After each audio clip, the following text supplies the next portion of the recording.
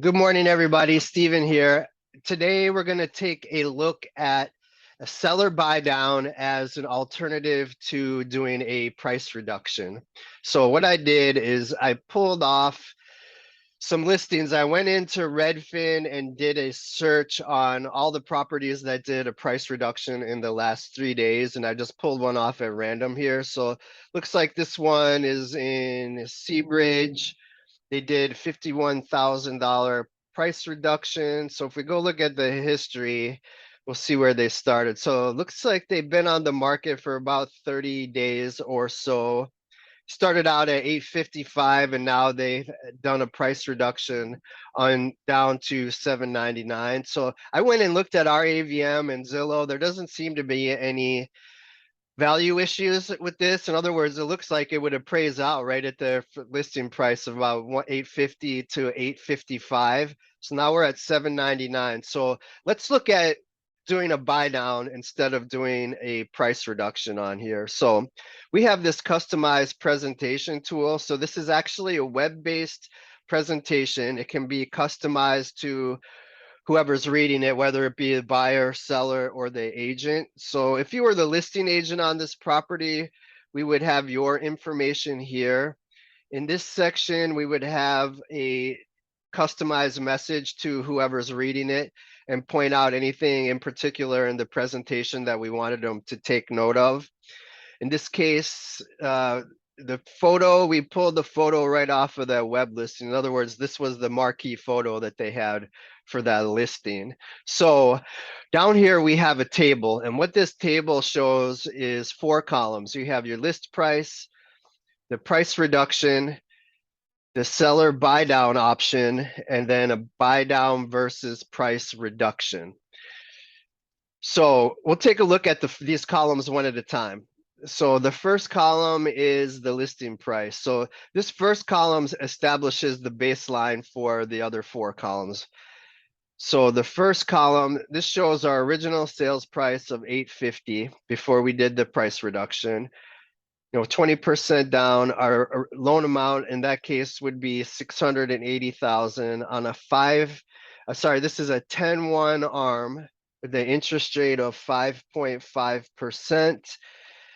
APR, our cash to close in that case would be about 183,000. The total monthly payment, which includes the taxes, insurance, and association fees, it's about 4,400.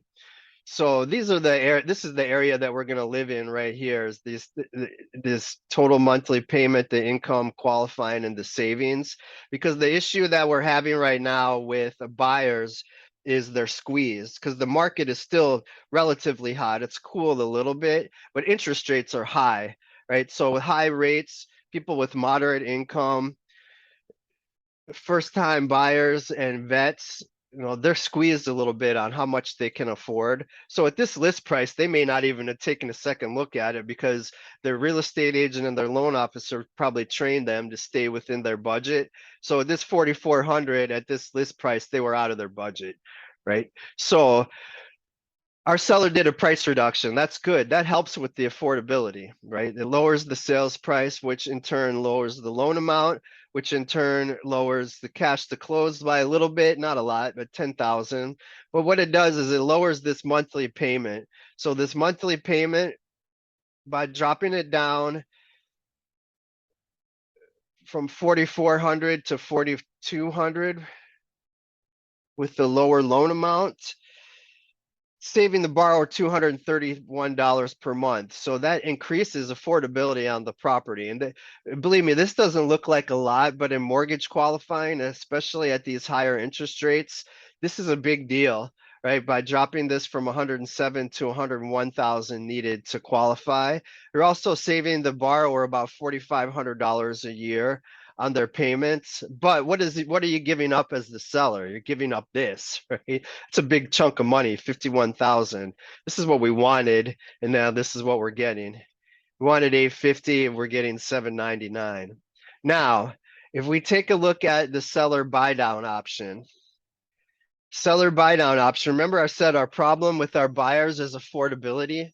Now, with the seller buy down, we're actually going to keep the sales price the same. We're going to keep our sales price right here at 850,000. The 20% down payment, our loan amount is 680,000. So it's a little bit higher than our loan amount on the price reduction. But this is the big thing here. Instead of dropping our price by 51,000, we're going to take a small portion of that as the seller.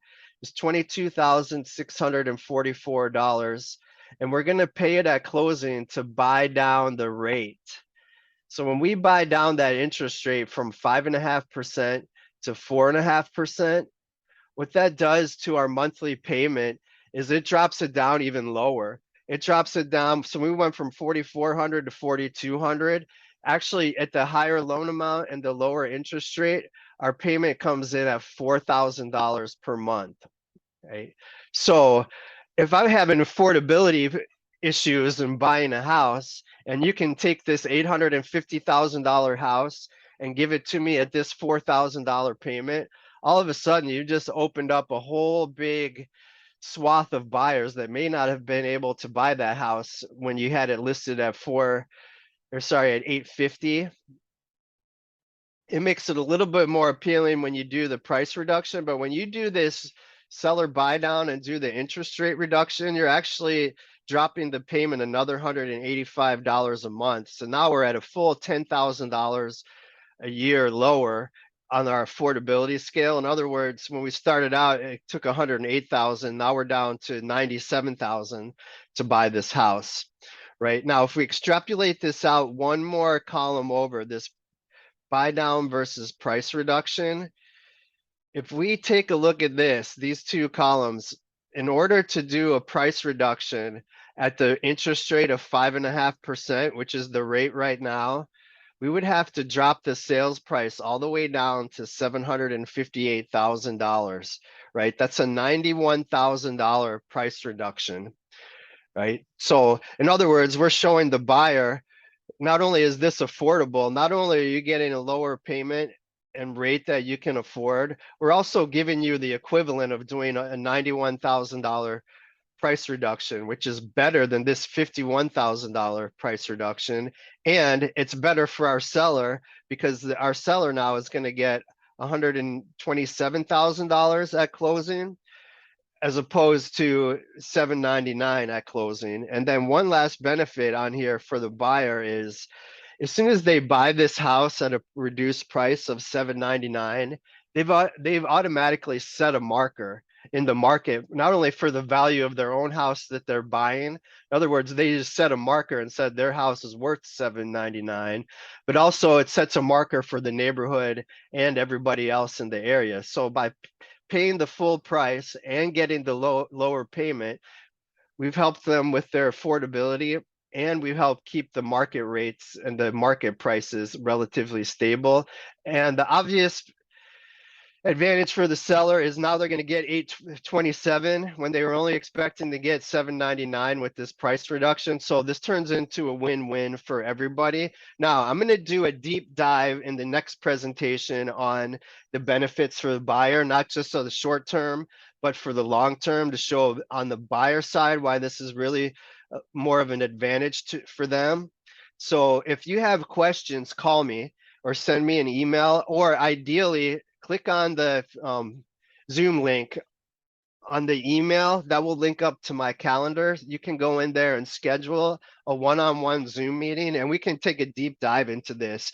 You know, we can take a look at any buyers that you have that you may have lost out of the market because of the affordability issues, or we can take a look at any listings that you have that you may be thinking about doing a price reduction on. So I'll see you again in the next presentation on the buyer side, and I thank you for joining me, and have a great day. Aloha, everybody.